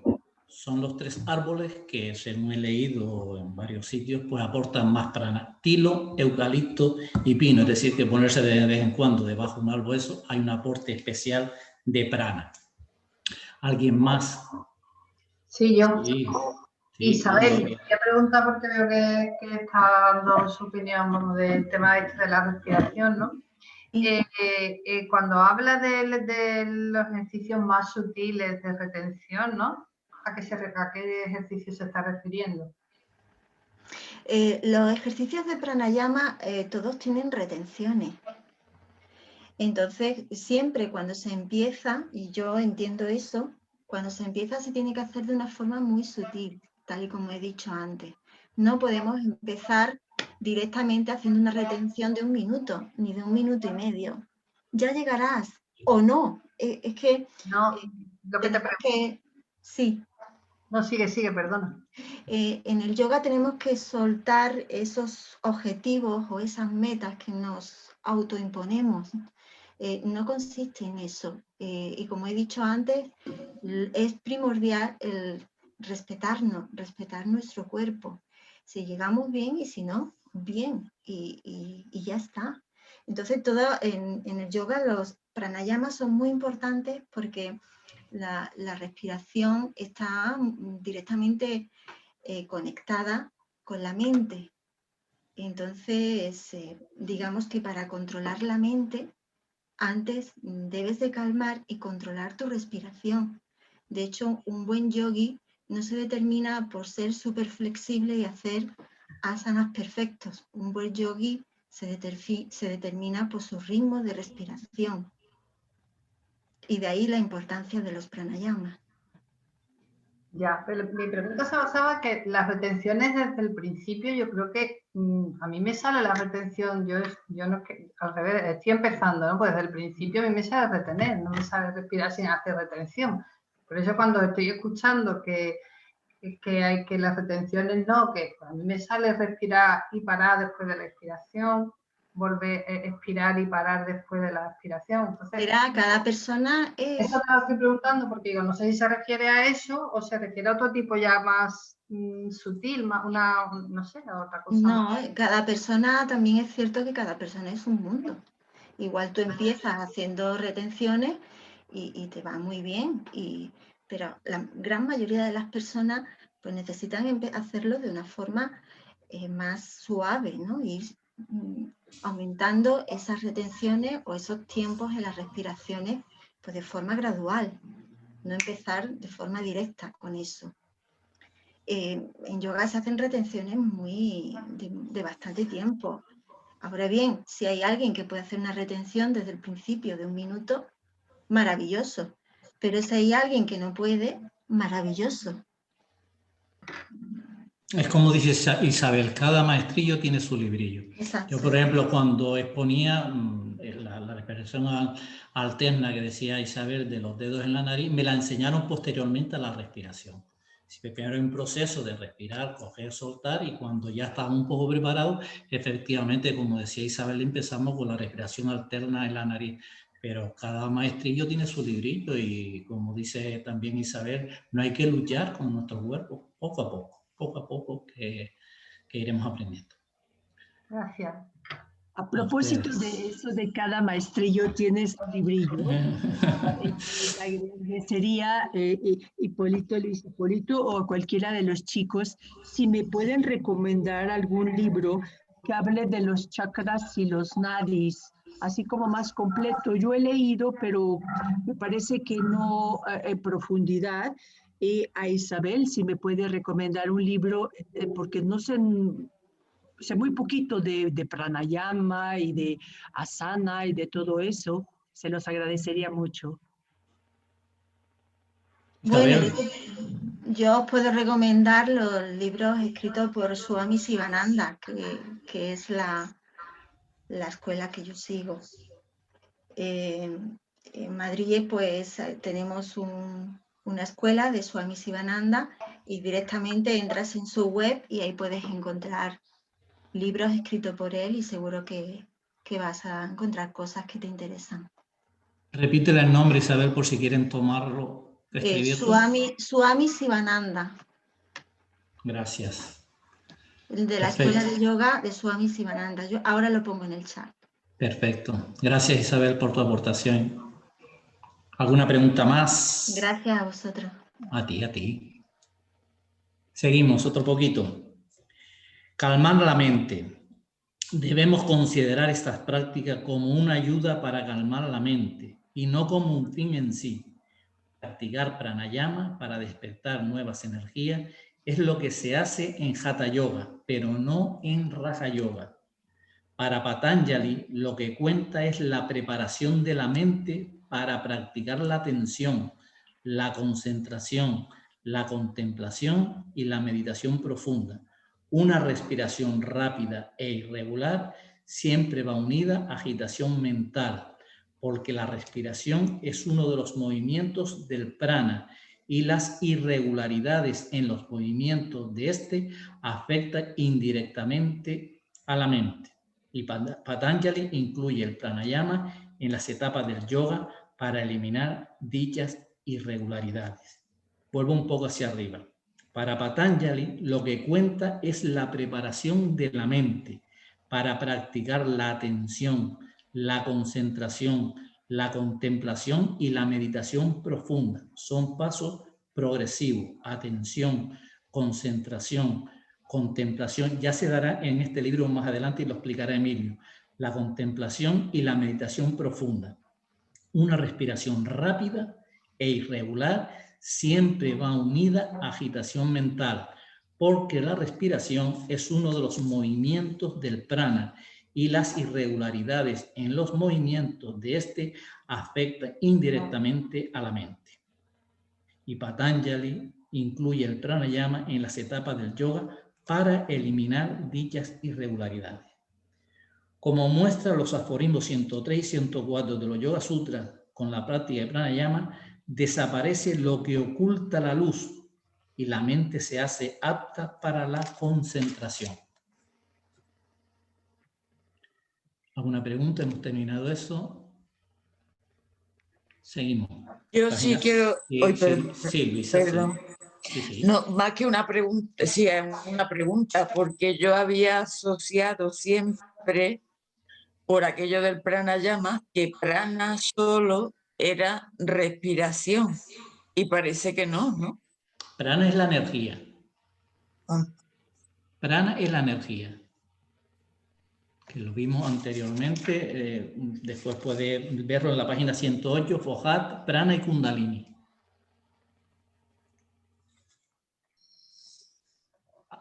Te contesté lo que...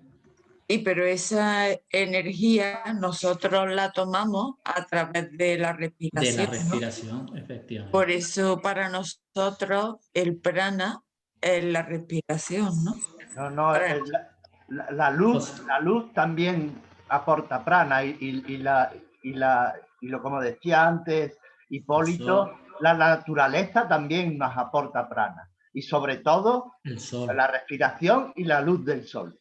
La luz del sol que nos penetre. Efectivamente. Lo he leído por ahí, es más.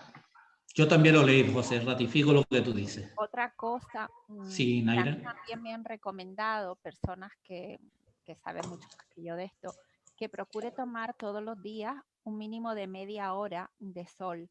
Claro. Mejor en 2 sesiones de 15 minutos y sobre todo que nos dé en la columna vertebral, desde el coxis hasta la nuca. Es muy importante porque penetra con la luz solar y se activa el prana, y también es un mecanismo, tal y como están llegando ahora los rayos del sol, pues para facilitar no solamente llenarnos de prana, sino también nuestro despertar. Y en la columna vertebral y en la nuca. Naira, y cargarnos de vitamina D. También. Que también es importante. Y cargarse de vitamina D, que el sol la aporta con... Y protector solar en ese ratito, porque el protector solar bloquea la entrada de los rayos solares, y por eso estamos sufriendo, entre comillas, la pandemia de déficit de vitamina C, y parece que es casi como una conjura, un poco, para que no nos aprovechemos de todo lo que nos aporta el sol, no solo a nivel sino a nivel espiritual. Claro que es una conjura, pero de eso es mejor que no hablemos. Sí, mejor que no hablemos. La conjura estamos tratando de evitarla y seguir con el yoga, pero vamos. Pero por supuesto que procuran que no nos dé el sol. Claro. Nos quieren confinados a todos. Bueno, pues vámonos, José, a la primera parte de que el sol es beneficioso para captar prana y también para que nos aporte vitamina D. Como bien decía Naira, con un tiempo sin los protectores solares que no lo permite y un tiempo prudencial. Por ejemplo, Naira, más de media hora en Canarias ya es un atrevimiento con el calor que tenemos permanente. En otros sitios, pues cada uno que valore el nivel de temperatura y de sol que tiene. O por la mañana, a horas tempranas antes del mediodía y después de las 4 de la tarde. Ese ratito que nos da en la nuca, en la columna vertebral y en la coronilla, nos activa. Gracias, Naira, por tu aportación. ¿Alguna más? Luis. Sí, Javier. Mira, quería compartir y preguntar a Isabel y a los demás. Cuando nosotros hacemos Tai Chi o Qigong, tenemos en cuenta, aparte de las fuentes de energía que habéis nombrado, evidentemente el sol, la naturaleza, la belleza que oculta en todas las cosas, pero nosotros tenemos siempre muy presente algo que llamamos enraizamiento. A través de esos nadis, que, bueno, o meridianos, como se llama en la medicina tradicional china, hay un punto en la planta del pie que es el Zhongquan, que significa algo así como fuente que burbujea, y es nuestra conexión a la Tierra, ¿eh? Al planeta, a la madre Tierra, como lo llaman ellos, ¿no? Y eso es algo fundamental, o sea, es más, para hacer Tai Chi o Qigong siempre tienes que estar enraizado en la Tierra y conectado a través del chakra corona, o Pai Kui, como dicen los chinos, a la energía del Sol como fuente más importante, el Logos, como lo llama José, ¿no? Bueno, y el resto de los soles, ¿no? Y el resto de los planetas, ¿no? Sí. La conexión siempre por el chakra corona y por el chakra de la Tierra, el chakra primero, ¿no? Pero a través de las piernas y de las plantas de los pies, ¿no? Eso es algo que siempre practicamos. Y por ejemplo, en las artes marciales externas, o sea, el Tai Chi es un arte marcial interna, trabaja la energía por dentro, ¿no? No la proyecta hacia afuera, ¿no? Pero cuando se compite en competiciones de artes marciales externas, ¿no? Jiu-jitsu, judo, karate, kung fu, etcétera, la energía que se proyecta es hacia la zona de contacto, pero tiene que tomarse sobre todo de la tierra y del cielo. O sea, y la fuente más cercana y más potente es la tierra, ¿eh? Es la tierra. No sé qué se dice en el yoga de esto, porque yo el yoga lo estoy aprendiendo ahora con vosotros, ¿eh? A mí lo que me han recomendado a este respecto es que cada vez que pueda camine descalza. Es como una forma de cargarnos, ¿no? Desde la planta del pie. Y caminar descalzo, pues por la tierra, y si se puede, pues por la arena de la playa, porque es una toma de energía muy fuerte. También la había oído, Naira.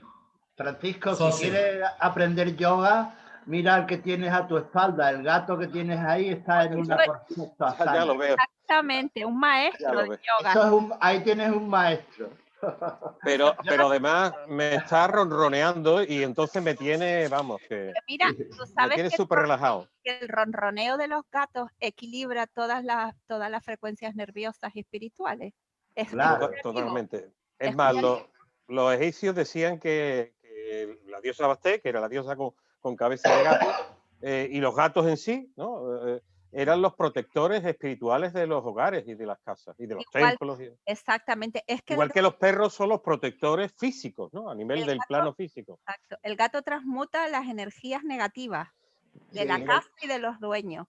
Mira, yo lo he comprobado porque por fortuna, voy a decir por fortuna, no por desgracia, yo he tenido desprendimiento de retina y tuve que estar bastante tiempo cabeza abajo, sin moverme para nada, para que no se me estropeara la operación quirúrgica que me hicieron. Y los gatos que habían llegado a casa hacía no mucho tiempo, ya me empezaban a hacer un poquito... Bueno, pues cuando yo estaba cabeza abajo, los gatos estaban siempre o sobre mi espalda o sobre mis piernas, o los dos, uno en cada sitio, y siempre ronroneando, o sea, no paraban, o sea, parece que sabían que yo necesitaba esa energía extra, ese aporte, y no paraban, no, o sea, bueno, de vez en cuando se movían, comían, hacían sus necesidades, pero si yo estaba tumbado, ellos siempre se me ponían en la espalda y en las piernas. Fue algo maravilloso. Pues ten por seguro que te curaron, que ayudaron en tu curación. Sí, sí. Y son dos hermanos y los dos son blancos y los dos tienen heterocromía, uno ojo verde y otro azul. Distintos además, cuando te miran los dos te vuelven loco. Yo tuve un siamés que tuve una época, un padecimiento de hígado. Tenía el hígado bastante tocado. Cogí una hepatitis vírica, pero hace muchos años, un poco más y me mata. Y en esa época tenía un siamés y cuando me tumbaba en el sofá se me ponía justo acostado en el hígado. Y me miraba profundamente. Los gatos detectan nuestros colores áuricos que pueden identificar dónde está el mal y lo ven salir. Ellos tienen capacidad de ver lo que nosotros no vemos y también tienen telepatía. Los monjes budistas lo empleaban porque detectaban el que quería robar cuando entraban en los templos, que estaban los rubíes a los pies de Buda.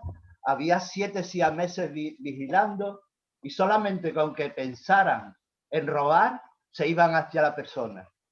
Sí. Esos son, no sé si conocen esa historia. Perfecto. Después de este interín del reino animal, estas aportaciones benéficas del reino animal, que siempre también son beneficiosas compartirlas. Son los mejores yogis, Hipólito, los gatos, los mejores yogis. Y ciertas razas de perros también captan el tema de los cánceres. Hay mucha también escrito y literatura sobre el tema.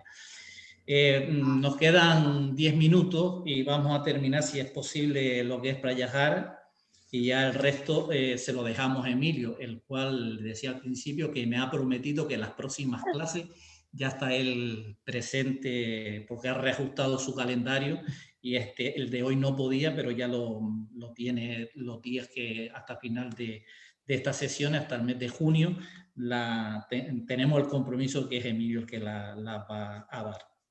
Y vamos a ver si le terminamos, aunque sea hasta la página 123, para que le empiece con otro capítulo. Pratyahara, el mecanismo de la sensación. La última técnica del yoga externo es Pratyahara. Abstraerse de las percepciones sensoriales. Es como desconectar los sentidos de sus respectivos objetos para que funcionen de acuerdo con la mente. Aforismo 105. Y entonces se logra el máximo dominio sobre los sentidos. El 106, aforismo 106. Para comprender cómo se consigue, es necesario recordar el mecanismo de la sensación. Cuando una vibración alcanza uno de los órganos de los sentidos, se transmite por el sistema nervioso al cerebro físico y a continuación el cuerpo astral por medio del doble etérico. En el nivel astral se experimenta como sensación. Desde allí se transmite a la mente, donde se percibe y se aprecia como sensación agradable o desagradable, originando vritis, perturbaciones. Sin embargo, son muchos los estímulos, vibraciones que llegan a nuestros órganos de los sentidos, vista, oído, tacto, gusto, y sin embargo no son percibidos conscientemente por la mente, nos llaman nuestra atención y no la altera. En tal caso, la mente queda desconectada de las percepciones sensoriales de una manera totalmente involuntaria. Pratyahara consiste en poder usar a voluntad esa desconexión. Vuelvo otra vez a leer despacio. Cuando una vibración alcanza uno de los órganos de los sentidos, se transmite por el sistema nervioso al cerebro físico y a continuación el cuerpo astral por medio del doble etérico. En el nivel astral se experimenta como sensación. En el nivel astral se experimenta como sensación. Desde allí se transmite a la mente, donde se percibe y se aprecia como sensación agradable o desagradable, originando perturbaciones. Sin embargo, son muchos los estímulos, vibraciones que llegan a nuestros órganos de los sentidos a través de la vista, el oído, el tacto, el gusto, y sin embargo no son percibidos conscientemente por la mente. No llaman nuestra atención y no la alteran. En tal caso, la mente queda desconectada de las percepciones sensoriales de una manera totalmente involuntaria. Pratyahara consiste en poder usar a voluntad esa desconexión. El discurrir del mecanismo de la sensación. Se puede resumir así el esquema básico del discurrir del mecanismo de la sensación que se desenvuelve con extrema rapidez. Vibraciones. Hay muchas en nuestro entorno por situaciones, hechos, circunstancias, conversaciones. Todo eso producen vibraciones. Segundo, órganos de los sentidos. Las vibraciones llegan a ellos y se producen las sensaciones. 3. Sistema nervioso. Por él se transmite en dirección al cerebro. 4. Cerebro físico. Las sensaciones llegan al cerebro. Plano astral emocional. Desde el cerebro las sensaciones continúan su recorrido afectando al plano astral, que es donde en sentido estricto se experimenta la sensación. 6. Cuerpo etérico. El cuerpo etérico capta los movimientos vibracionales, sensaciones del astral y los transmite al plano mental. 7. Plano mental. Las sensaciones llegan a la mente. donde pueden ser percibidas conscientemente y se ponderan como agradables o desagradables. 8. Modificaciones de la mente producidas por las sensaciones que han sido percibidas mentalmente y llamado nuestra atención. 9. Cuerpo etérico. Las modificaciones, vibraciones en el plano mental son captadas por el cuerpo etérico que lo transmite al físico. 10. Cuerpo físico. Las modificaciones, perturbaciones de origen emocional inciden principalmente en el plexo solar, la parte del estómago. Dificultades en la respiración, aceleración del ritmo cardíaco y el aparato digestivo. La de perfil mental en la cabeza, embotellamiento mental, migraña, etcétera, etcétera. Aquí tenemos pues el mecanismo de los procesos, de cómo el discurrir del mecanismo de la sensación, cómo las sensaciones discurren a través de nuestro cuerpo. En lo relativo al punto 7, plano mental, las sensaciones llegan a la mente, donde pueden ser percibidas conscientemente y se ponderan como agradables o desagradables. Es preciso resaltar que las sensaciones tienen 3 efectos en la mente. Un efecto inmediato, en el mismo momento en que la sensación se experimenta. Un efecto de memoria, pues las sensaciones pasadas se reviven en la mente.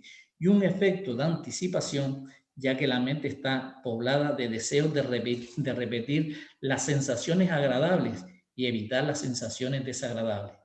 Todas provocan britis, todas provocan perturbaciones, y nuestra agitación mental se debe en gran parte a ese mecanismo de la sensación, a esa conexión casi automática entre la sensación y la mente. Está claro que si queremos avanzar en la calma mental, es necesario poder cortar esa conexión e impedir que genere las modificaciones de la mente del punto 8, es decir, producidas por las sensaciones que han sido percibidas mentalmente y que ha llamado nuestra atención. Vamos a ver. ¿Querías intervenir, Naira? Sí, por favor. Sí. 2 cositas. A ver, primero, ¿cuál es la mejor forma de lograr cortar esa conexión automática? Cerrando los ojos, porque en el día a día estamos continuamente recibiendo esos estímulos. Y después, por otro lado, aquí parece que yo esto me quedaba así un poco, porque lo desconocía totalmente. Parece que cuando recibimos una sensación, un estímulo, llega antes de a nuestro cuerpo etérico y astral, antes de nuestra mente. No, leemos... Parece que dice, llega de los órganos de los sentidos al sistema nervioso, después al cerebro físico, y fíjate que del cerebro físico no dice a la mente, que eso va en el 7º lugar, sino del cerebro físico, que es el 4º, pasa al astral y después al etérico. Sí. Eso me ha llamado la atención. Bueno, la primera pregunta que hiciste que se me fue. ¿Cuál es la forma más adecuada? Porque en el día a día no podemos evitar que continuamente estar recibiendo estímulos, ¿no? Sí, yo creo que es la autoobservación, el pararte y autoobservarla. Pararte y autoobservarla cuando tiene esa percepción, esa sensación, autoobservarla. De qué tipo de vibración es, cómo te perturba, autoobservarla. Para ir posicionándolas concretamente en lo que más te perturba y menos te perturba. Yo creo que la fase que yo veo es la autoobservación. La segunda que tú planteas, que era el discurrir del mecanismo de la sensación, te lo digo con sinceridad, si es una pregunta tal, yo en este momento tendría que volver a leerla y reflexionarla, la anotamos y Emilio, en la próxima se lo preguntamos con toda la sinceridad y claridad del mundo y que nos diga su parecer sobre el tema, al menos que otro compañero pues quiera... No, es que como está numerado, sí. Yo no sé si está numerado porque es el orden del proceso, sí. o prácticamente tiene lugar al mismo tiempo, es decir, la llegada del cerebro físico a la mente y al plano astral y al cuerpo etérico. Pero me llama la atención que del cerebro físico, en lugar de pasar a la mente, que parece que es como una unión inmediata, sin embargo dice que pasa al plano emocional y de ahí al cuerpo etérico. Naira, con toda humildad y sinceridad, estoy anotándolo para en la próxima sesión que esté Emilio. Es la primera pregunta que le vamos a hacer: ¿cómo funciona el mecanismo de las sensaciones? Y que nos lo aclare él, que es el autor del libro, con más claridad, si te parece. Yo no, o sea, estoy de acuerdo con lo que dice Naira, y lo mejor es preguntarle a los que más saben, como dice Luis. Pero por otra parte, yo creo que lleva también razón Naira cuando dice que quizás sea todo un poco a la vez. O sea, porque a través del yoga y de las prácticas que yo hago de Chi y Qigong, y sobre todo cuando las hago con otra gente, porque yo doy clases también, en grupo se nota la diferencia muchísimo. O sea, no es lo mismo hacer tai chi tú solo o hacer qigong, o me imagino que hacer yoga, que hacerlo en grupo. O sea, la cosa cambia, y hay un valor añadido que no es un impuesto en este caso, que se palpa, ¿no? Y que se siente, ¿no? Pero las sensaciones seguramente que llegan, porque todo es una misma cosa, llegan todas a todos los planos, me imagino que a la vez. Aunque de distintas formas y quizás con una relevancia en cómo llegan, según qué plano estamos trabajando o qué parte de nuestros cuerpos de escenario, ¿no? Pero por otra parte, hablar de los sentidos de las sensaciones, en antroposofía no se habla de 5 sentidos, se habla de 12. Los 4 del cuerpo, los 4 de la parte emocional, los 4 de la parte mental. Y también sería muy interesante leer sobre ellos, porque se aprende muchísimo de cómo funciona uno, y cómo Pues sí. este mecanismo de la sensación, ¿no? ¿Y dónde estás estudiando? ¿En qué mano? Mira, te vas a internet y pones palabras de Rudolf Steiner, que sabes quién es, ¿no? Rudolf Steiner, sí. Y pone Rudolf Steiner y preguntas, o sea, pones después los 12 sentidos y te sale directamente. Entonces, un vídeo explicatorio o varios, vamos, ¿no? Y de todas formas lo puedes buscar también en escrito, que también lo hay en texto. Gracias, Javier. De nada. Bueno, pues ya son las 8:01, nos acaba el tiempo de la sesión. Yo le agradezco a todos ustedes la facilidad que me dan para coordinar estas sesiones, se lo digo de corazón porque es magnífico estar en un grupo con ustedes. Si le dejamos a Emilio ya en la página 124 para la próxima sesión, y con el compromiso que le hacía Naira, que la primera pregunta que le vamos a hacer a Emilio en la próxima es que nos explique el discurrir del mecanismo de la sensación para salir nosotros de nuestras dudas. Nada más, gracias a todos de corazón y encantado de tener un grupo como ustedes, te lo digo de corazón. Muchas gracias. Gracias. Hipólito, que no ha estado nada mal que haya habido otras personas que guíen estas sesiones, Yo creo que todos salimos ganando, y muchas gracias. Muy bueno. Sí, muchas gracias. Muchas gracias, Hipólito. Gracias. Muchísimas gracias. Hasta luego a todos. Adiós. Muchas gracias, Hipólito. Saludos a todos. A todos. Saludos, Gracias. nos vemos el 13 de abril. Muy bien, gracias. Adiós. Gracias. Buenas noches, buenos días, depende de dónde estén. Buenas noches. Los que se han quedado, la limpieza del hígado es importante en primavera. Práctica. Bien, perfecto. Me haya quedado, me olvidé antes de decirlo. Perfecto. ¿Y cómo lo haces, Naira? Es el momento de la madera. Diente de león con infusiones. Busca en internet. El bordo es también muy bueno. Y el diente de león, las hierbas amargas, alcachofa, diente de león, cardo mariano, infusiones. Hay algunas preparados en los herbolarios para eso. Y también hay ejercicios de Qigong, Naira, que son para controlar las emociones, que están relacionadas con esta época, que es la época de la madera, que es el hígado, la vesícula biliar, en la medicina tradicional china. Y esos ejercicios, si controlas tu nivel emocional, vas a conseguir la energía del hígado sea en la parte, digamos, más positiva, ¿no? No la ira y la rabia contenida y la furia, sino todo lo contrario, ¿no?